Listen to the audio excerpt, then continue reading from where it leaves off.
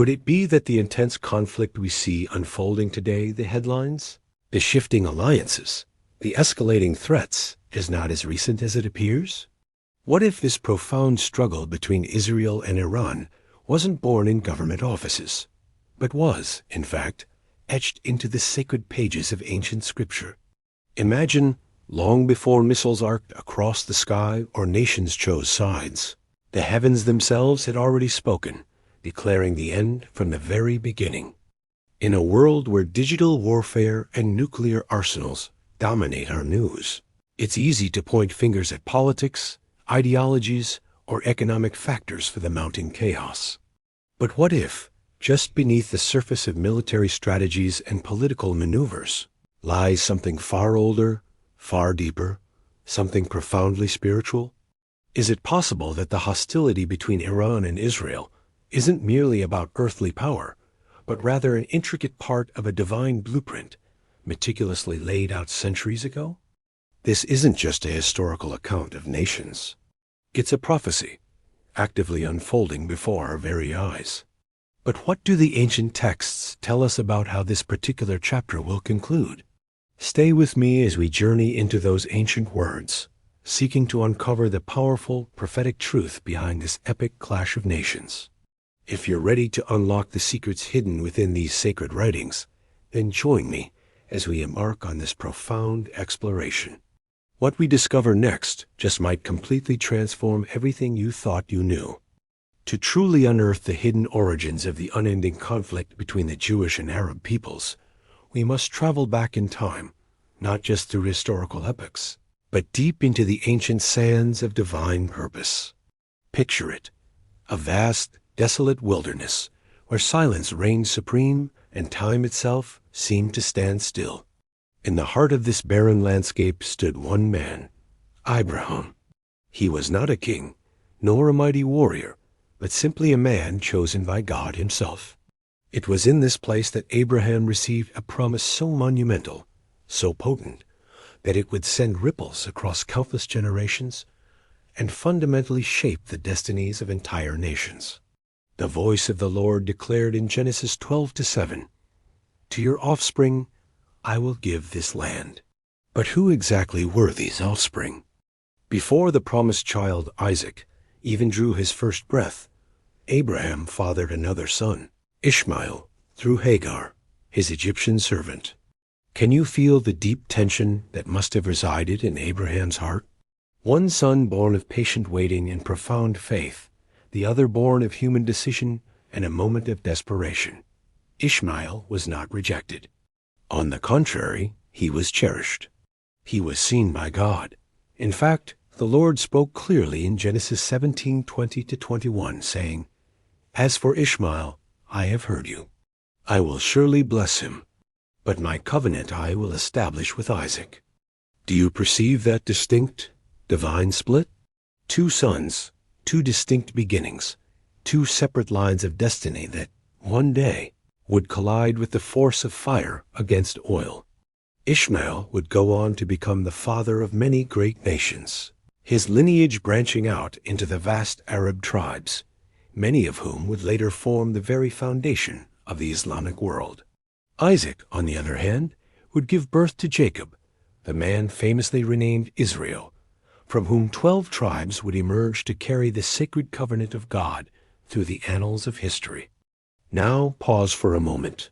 If you were Abraham, standing there in the scorching desert heat, watching both of your sons grow one, walking in the radiant light of the covenant, the other existing in the significant shadow of a different blessing, what would you feel? Could you possibly foresee the sprawling future that was beginning to unfold? This is far more than just a family story. It is a prophecy in vivid motion. Have you ever pondered why the conflict between Israel and the Arab world feels so profoundly personal, so unending, so deeply spiritual? At its very core, it's because it didn't begin with political agendas.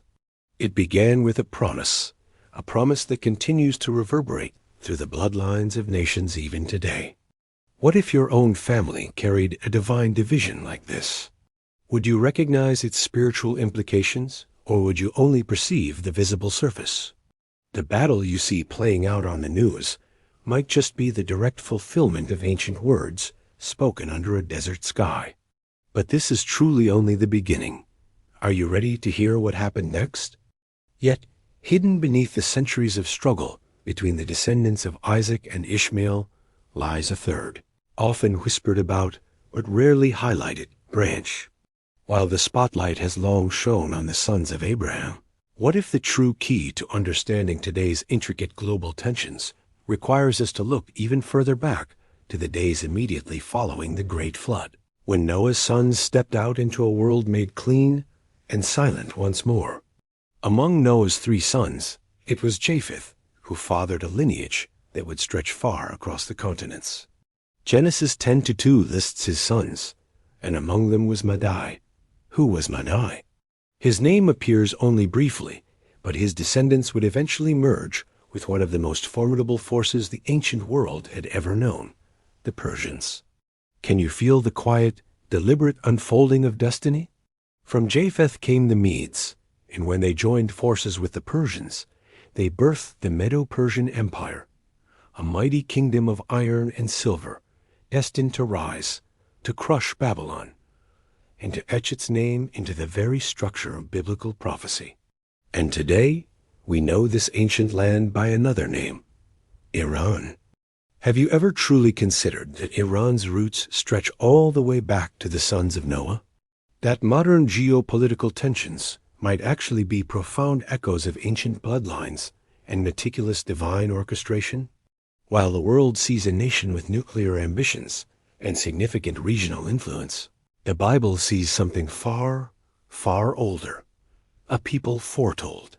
If you stood at the very edge of time with Noah, watching his sons walk off in vastly different directions, could you possibly imagine that their children would one day represent forces that would shape the entire course of global history? What if the conflict between Israel and Iran is more than just about politics or power? What if it's the active unfolding of a prophetic script penned thousands of years ago? 3 distinct lines, 3 enduring legacies, 3 powerful forces, now converging in the volatile heart of the Middle East. And this story? It is only gaining momentum. Are you beginning to see the larger, interconnected picture, or is something even deeper waiting to be unveiled? And so, the ancient stage was meticulously set, though most of the world never truly realized they were watching prophecy unfold in plain sight. On one side stood Israel, brought forth through Isaac, the promised son, carrying the sacred covenant passed down from Abraham. This was the nation chosen to walk intimately with God, to uphold his laws, and to shine as a light among the nations. But Israel would not be alone in this profound divine drama. Across the desert and over the mountains, the sons of Ishmael arose fierce, numerous, and blessed in their own right. These descendants of Abraham, through Hagar, became the progenitors of many Arab tribes, a people of immense strength and spirit whose very presence would shape the religious and political soul of the Middle East.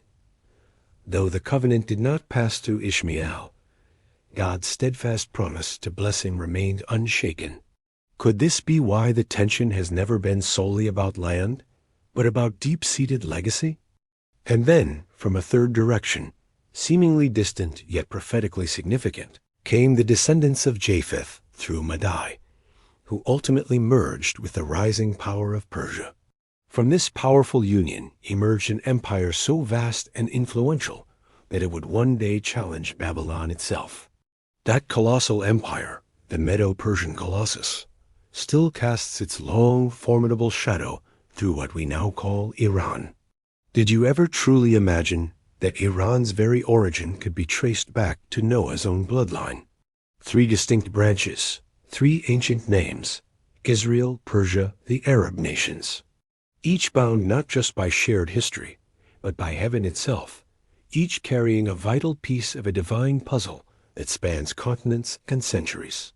Are you beginning to sense the invisible, guiding hand weaving through it all? If you were a celestial observer, watching from the heavens as these 3 powerful lines emerge from deserts, mountains, and vast plains, would you begin to wonder what grand, overarching plan they were being drawn into? Could you feel the palpable weight of prophecy in their every step? This was no mere accident of geography, no simple coincidence of culture. It was orchestration. It was alignment. It was preparation. The crucial question now becomes, what exactly were they being prepared for? And why are their paths colliding so intensely once again in our lifetime? But Persia's role in biblical history wasn't always one of opposition. In a truly astonishing twist, one that would leave many speechless even today, the very empire that now stands in direct challenge to Israel was once used by God as a profound vessel of mercy and restoration. Yes, Persia, that same land whose modern name is Iran, once held a deeply sacred place in the unfolding of God's redemptive plan. Picture the utter devastation of Jerusalem in 586 BC. The temple, once brimming with the glory of God, lay in desolate ruins. The streets of Zion were silent, and her people had been dragged into agonizing exile by the Babylonians. For the Jewish people, it must have felt like the absolute end of everything they had ever believed in. Can you possibly imagine being torn from your home, watching the very place of God's presence reduced to rubble? Could hope possibly survive such an overwhelming loss? Yet there was a promise one spoken long before the destruction even came. The prophet Jeremiah, carrying the heavy burden of both warning and comfort, had declared, "When 70 years are completed for Babylon, I will come to you and fulfill my good promise to bring you back to this place."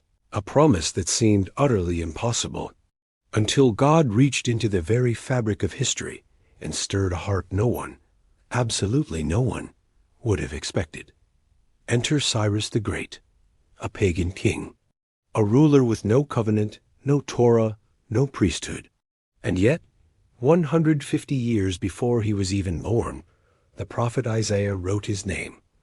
"This is what the Lord says to his anointed, to Cyrus, whose right hand I take hold of to subdue nations before him." Let that profound statement truly sink in.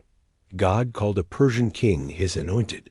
Have you ever wondered what it truly means for a man outside of Israel to be called God's anointed? What kind of profound authority must rest upon a person when the Lord himself claims to guide their right hand? Cyrus would go on to spectacularly overthrow Babylon, and rather than enslaving the Jews, he did the unthinkable. He released them. He issued a groundbreaking decree, meticulously recorded in the opening chapters of Ezra, permitting the Jews to return to Jerusalem and rebuild their sacred temple. Imagine the joyful sound of hammers ringing once again on sacred stone, the laughter of exiles finally returning home, a palpable fulfillment of prophecy in real time. Persia, the outsider, became an unexpected instrument of divine restoration. Through Cyrus, God revealed a profound and timeless truth. He is not bound by borders or by bloodlines. He can use anyone, even a foreign king, to fulfill his holy purposes. If he could use Persia for good once, could he possibly do it again? Or has something fundamental changed? What does this tell us about the mysterious ways in which God moves? And if he used someone like Cyrus back then, is it possible that he is raising up unexpected figures even now? Figures the world least expects, to shift the balance of history once more? The story of Israel and Persia is not simply about enmity. It's about the mysterious and sovereign ways of a God who meticulously writes names into prophecy before their owners even draw their first breath. Are you beginning to see how deep these connections truly go? And could this ancient cycle be repeating itself, right before our very eyes, in our own time? But Persia's role in this grand divine drama didn't conclude with the mercy shown by Cyrus. No, the story took a darker, more chilling turn, one that still sends a shiver down the spine of history. Years after the temple was rebuilt and the exiles had returned, the Persian Empire once again became the backdrop for a cosmic confrontation. This time, the enemy was not lurking outside the palace walls, but deeply entrenched within them. Under the reign of King Xerxes, also known in the Bible as Ahasuerus, a high-ranking official named Haman rose to immense power. His hatred was cold, calculated, and utterly total. Hidden behind royal robes and courtly titles was a man consumed with a single terrifying ambition: to wipe out every single Jew across the vast empire. Have you ever truly considered how incredibly close the chosen people came to complete annihilation? What if the entire future of Israel, the very lineage of the Messiah, hung on the courage of one hidden figure? But God, as always, was already 10 steps ahead. Unknown to Haman, a young Jewish woman named Esther had been strategically positioned inside the palace. An orphan, raised by her wise cousin Mordecai, she was now crowned queen in a foreign land.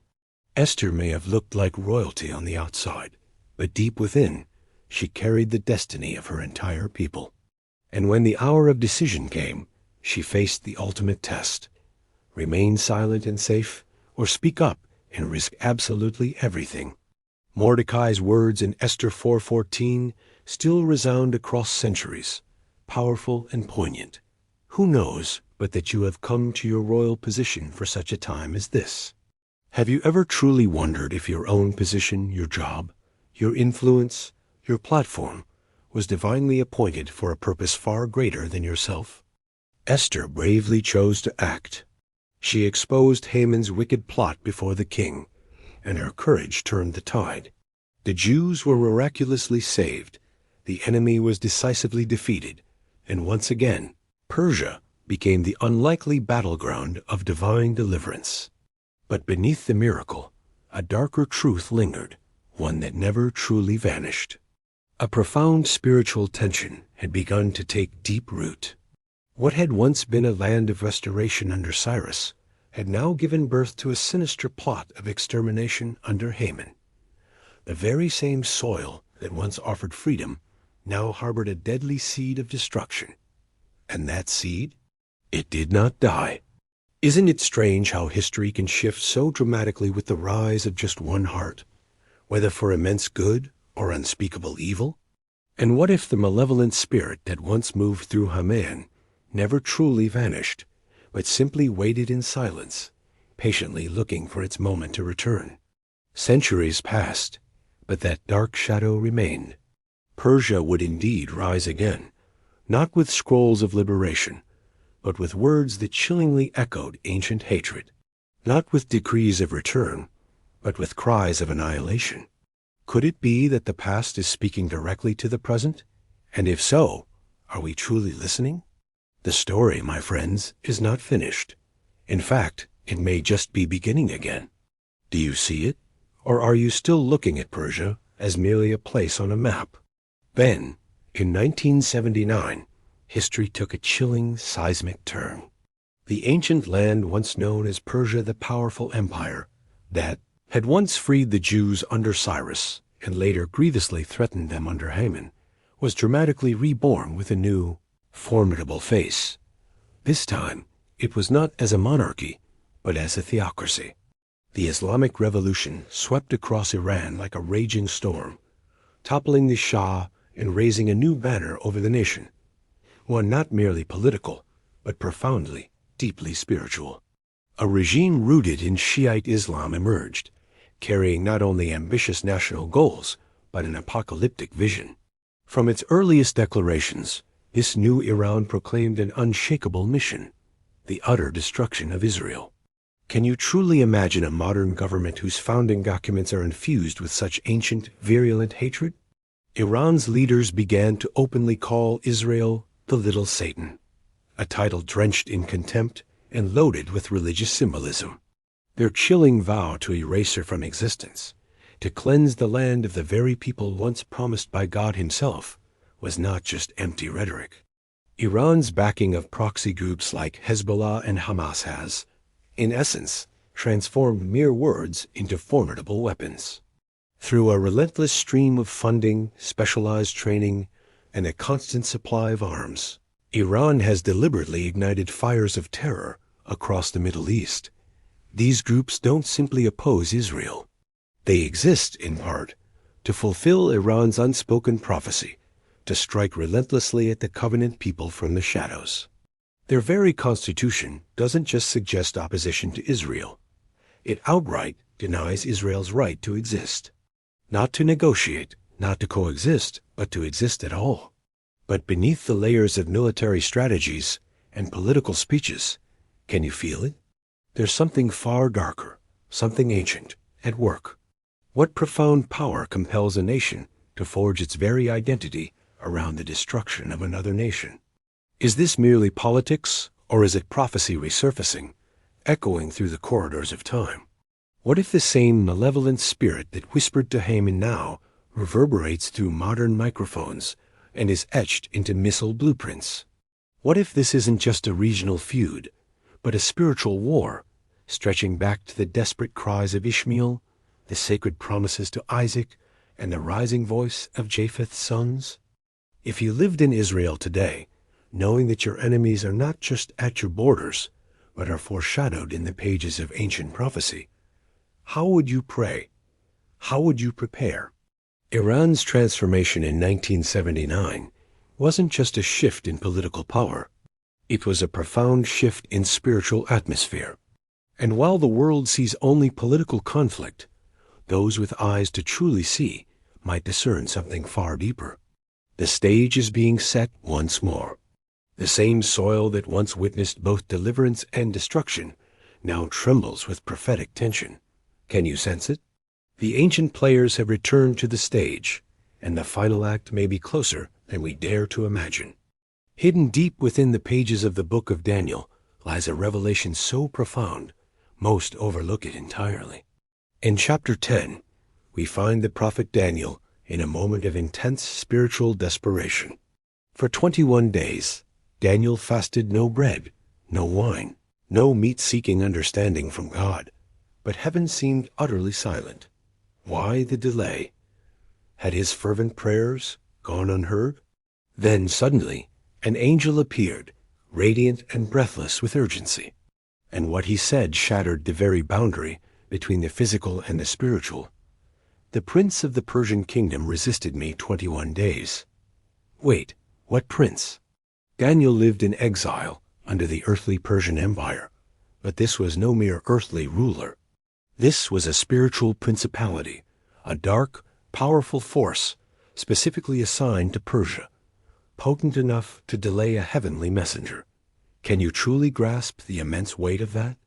Behind the visible empire of Persia, there was a demonic intelligence, a territorial spirit, actively influencing the direction of kings and entire kingdoms. And if such a being ruled then, who or what rules behind modern-day Iran today? Ephesians 6:12 completely removes the veil. For we wrestle not against flesh and blood, but against principalities, against powers, against the rulers of the darkness of this world. The real war, then, is not waged in parliaments or on physical battlefields. It is waged in the invisible realm, where ancient spirits whisper insidious suggestions into the hearts of leaders, where darkness subtly manipulates policy, where hatred is inflamed not by mere human strategy, but by malevolent spirits. Could it be that the very same prince who resisted the angel in Daniel's day still stalks that land today? Has the principality behind Persia ever truly been cast down? Or has it merely changed its mask, adapting to the times? Iran's intense hatred of Israel is not simply rooted in ideology or historical grievances. It is deeply spiritual. It is ancient. It is profoundly prophetic. When Iran declares its fervent desire to wipe Israel from the map, it is echoing a voice that first spoke behind the thrones of kings long since dead. If you had stood beside Daniel during those agonizing 21 days, feeling the oppressive weight of the silence, would you have ever imagined a fierce war raging just above your head? What if your prayers today are contending with that very same darkness? This is not just about nations. It's about realms. It's about prophecy. It's about a kingdom of darkness that has relentlessly opposed the covenant people from the very beginning. And now, that ancient battle is reaching a terrifying boiling point. Are we truly paying attention, or have we been distracted by the surface, while the real war is being fought just beyond our sight? Ezekiel 38 opens like a massive prophetic storm cloud, rolling in from the very edges of time, dark, foreboding, and undeniably potent.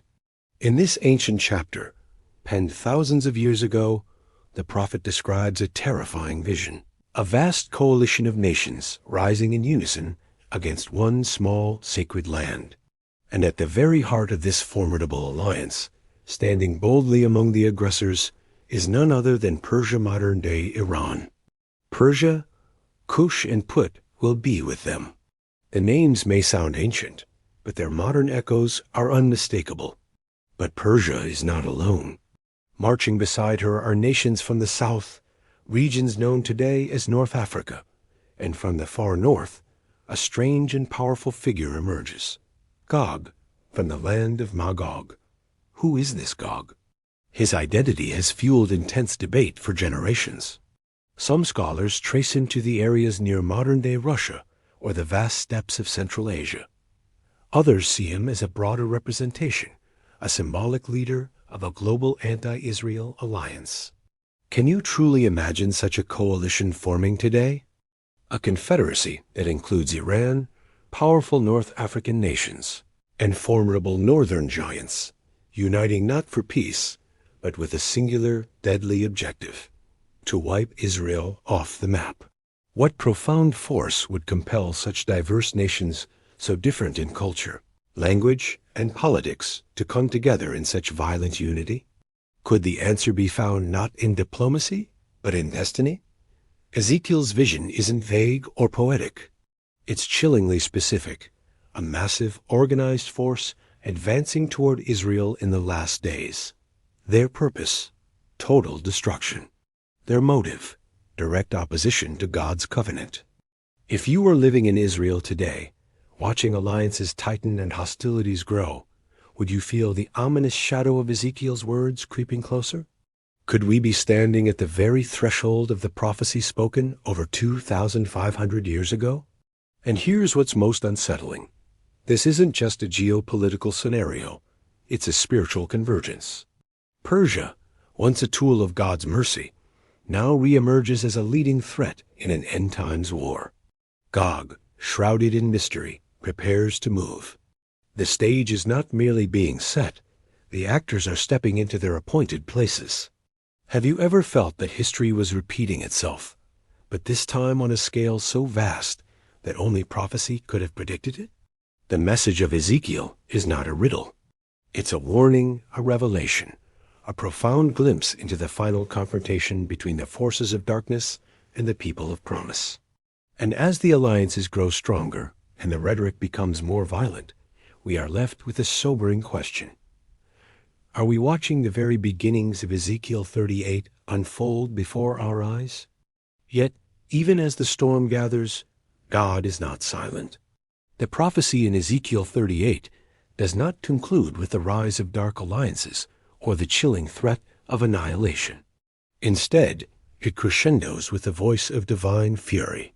The same God who watches over Israel neither slumbers nor sleeps. And when the armies of the earth dare to march against his covenant people, he responds not with whispers, but with earth-shattering wonders.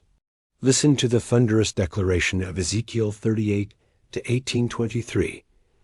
I will execute judgment with plague and bloodshed. I will pour down torrents of rain, hailstones, and burning sulfur on him and on his troops and on the many nations with him. Then they will know that I am the Lord. Can you feel the immense weight of that? This isn't just another battle. It's not political warfare or a mere clash of civilizations. This is divine intervention, judgment poured out directly from the throne of heaven itself. Hailstones, fire, plague a storm so fierce that the entire world will pause and know this was not man's doing. This was God defending his sacred promise. So what are we witnessing today? Iran's defiance grows louder. Its aggression, once regional, now reaches across borders. It funds terror, it fuels hatred, it relentlessly seeks nuclear power with thinly veiled intentions. The words of its leaders echo with the venom of ancient enemies. Can you hear them? Can you see how the shadows of Persia's past are stepping once again into the glaring light? Are these the very pieces of the Ezekiel puzzle sliding precisely into place? Could the coalition prophesied long ago be slowly, inexorably forming behind closed doors, diplomatic smiles masking far darker designs? If you've ever doubted prophecy, now might be the time to look again with fresh eyes.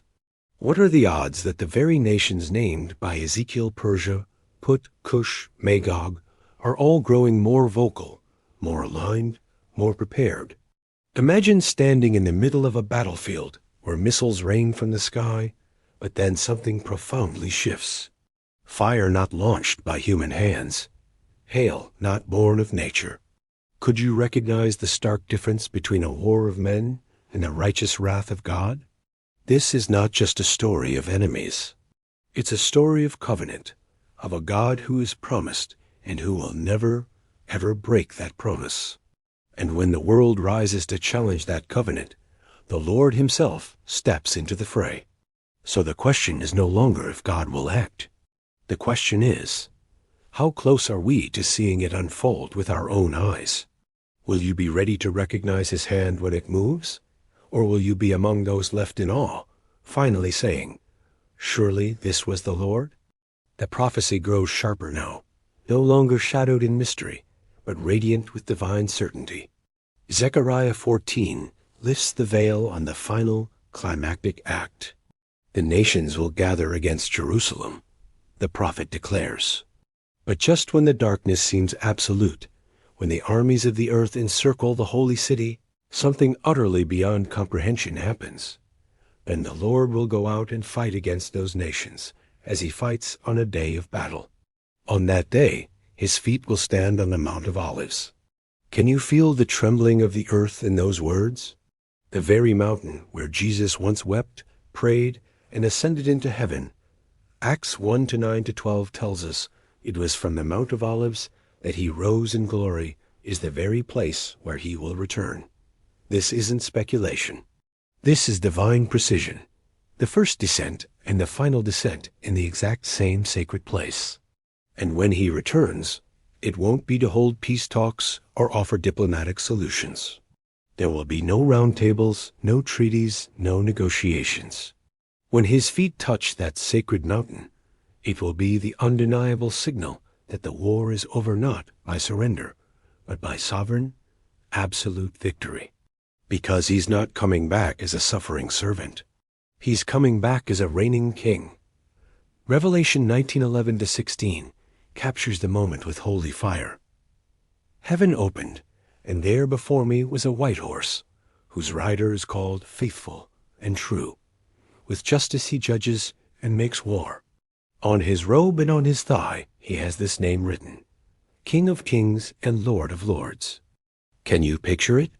The sky itself torn open, a white horse riding forth, the king not in silence, but in resplendent glory, leading heaven's armies to finish what was written long, long ago. Have you ever wondered what it would truly feel like to see the sky crack open, to witness with your own eyes the one who was, and is to come, riding into the final battle, not as a concept of hope, but as a force of undeniable glory? All the powers that once conspired against Israel, Persia, Magog, Gog, the nations of the earth, will stand utterly helpless before the blazing eyes of the returning king. The war that began in the ancient sands with Isaac and Ishmael, that surged through Persia and echoed in Iran, that rose in Ezekiel and burned in Revelation, will end on the Mount of Olives. And it won't end in destruction. It will end in dominion, in glory, in the eternal reign of the King whose name no man dares to speak in vain. Are we watching the signs unfold now? Are we nearing the moment when heaven opens and prophecy becomes astonishing reality before our very eyes? Because when he comes, every knee will bow, every eye will see, and no force on earth or under it will stand against the one whose robe is dipped in blood and whose name is victory. Why do the nations rage and the peoples plot in vain? This profound question, echoed in Psalm 2, cuts through the deafening noise of headlines. nuclear threats, and political turmoil. And in that very psalm, God himself gives his answer not with panic, but with absolute power. The one enthroned in heaven laughs. The Lord scoffs at them, ... I have installed my king on Zion, my holy mountain. Do you see it? The world may tremble, but heaven does not. The nations rage. Iran rises with audacious boldness. Alliances grow darker. Prophecies converge in plain sight. Yet, through it all, the throne of God remains utterly unmoved. Not one plan of man or demon will overthrow what has already been divinely decreed. And so, we stand at a crossroads not of prophecy, for the word is already written, but of response. What will you do as this hour unfolds? Now is not the time for the church to grow quiet. Now is not the time for God's chosen ones to sit idly on the sidelines. Psalm 122-6 is not a mere suggestion. It is a direct call from the very heart of heaven. Pray for the peace of Jerusalem. This is not simply a prayer for calm streets. It is an act of profound prophetic alignment, a declaration that we choose to stand with God's purposes, with his people, and with his unwavering plan. Can you feel the immense weight of this moment? It is not about fear. It is about preparation. It is about watching the signs and understanding the hour, not as frightened spectators, but as faithful watchmen. The war may be written. Yes, the kingdoms may clash, but your part in this unfolding story is still being written. Will you choose to align with the king? Will you be among those who discern the season and rise in bold intercession, unshaken in faith? Because the king is not delaying. He is meticulously preparing. And the final trumpet will not sound for the terrified. It will sound for the ready. So as the nations rage, as Iran rattles its sword, as ancient spirits stir again, lift your eyes higher. Heaven is not worried. Heaven is waiting. And when the king returns, may he find you not in fear, but in unwavering faith, watching, praying, discerning, and ready. The war is undeniably real, but so too is the kingdom that cannot be shaken. The sacred pages of Scripture have been whispering this profound story for thousands of years, from the ancient deserts of Abraham's journey to the rise of ancient Persia, to the detailed prophecy of Ezekiel, and the thunderous revelation of the final act.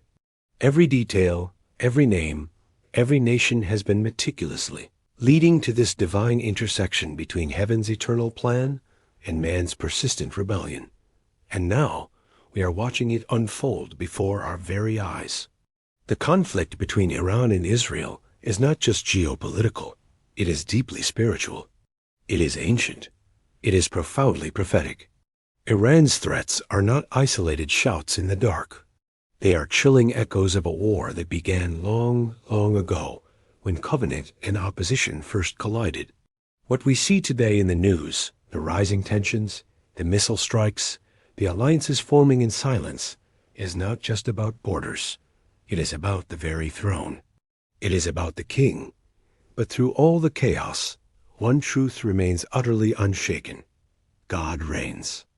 The one who installed his king on Zion is not pacing in worry. He is seated in absolute authority.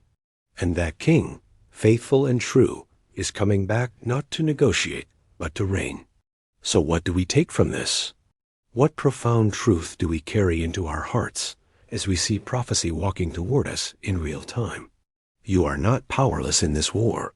As part of the body of Christ, your prayers matter. Your voice matters. Your discernment matters. Psalm 122-6 wasn't given for times of comfort. It was commanded for times precisely like this. Pray for the peace of Jerusalem. When you pray, you align yourself with heaven's eternal decree. You stand in the gap. You actively prepare the way for the glorious return of the King. Let this moment stir something profound within you. Let it awaken your spirit. Don't just be a spectator. Be a watchman. Be a warrior in prayer. Be a voice crying out for truth, for justice, for mercy. Be someone who boldly says, I see the signs, I hear the call, and I choose to stand. Because though the war may be written, Your response is still unfolding, and heaven is watching.